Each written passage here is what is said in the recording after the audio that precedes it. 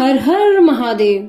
नमस्कार दोस्तों, शिव पुराण की पावन कथा श्रृंखला में आज हम जानेंगे एक ऐसे दैत्य की कथा जो अंधकार का प्रतीक था, जिसका जन्म ही छल और अधर्म से हुआ था और जिसने महादेव को ललकारा, पर अंततः शिव की कृपा से मोक्ष को प्राप्त हुआ।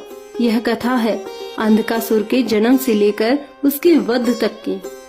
पुराणों में कहा गया है कि हिरण्याक्ष और हिरण्यकश्यप ये दोनों दैत्यराज कश्यप और दिति के पुत्र थे।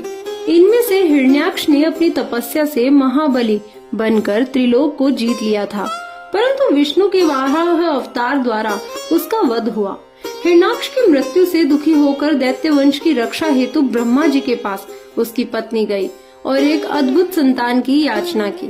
तब ब्रह्मा जी ने उसे वरदान स्वरूप एक पुत्र दिया, पर साथ ही यह शर्त दी कि वह पुत्र अधर्मी होगा, अंधकारमय मन वाला होगा और शिवजी के हाथों उसका अंत होगा।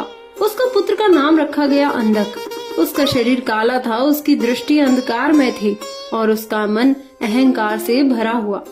अंधक ने युगों तक कठोर तपस्या की।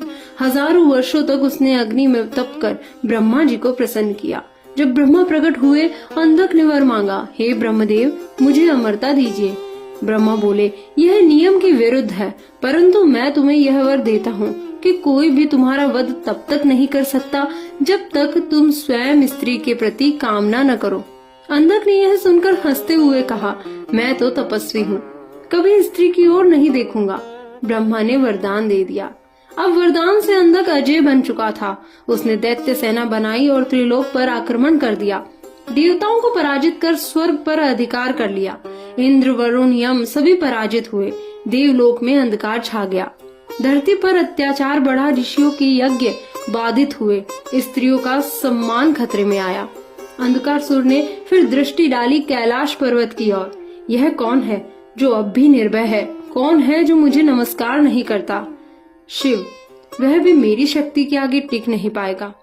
अंधकासुर की दृष्टि जब माता पार्वती पर पड़ी, उसने उन्हें अपनी पत्नी बनाने की ठान ली। कैलाश की ओर विशाल सेना भेज दी गई। दैत्य कैलाश पर चढ़ाई करने लगे, परंतु नंदी और गणों ने उन्हें रोका।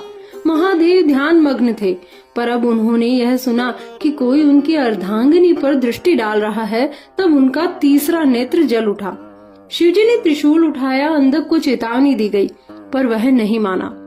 अंधक के साथ हुए युद्ध में जब शिवजी ने उसे त्रिशूल से घायल किया, तब उसके रक्त की बूंदें धरती पर गिरते ही वहां से और दैत्य उत्पन्न होने लगे। हर बार रक्त गिरता, एक नया अंधक उठ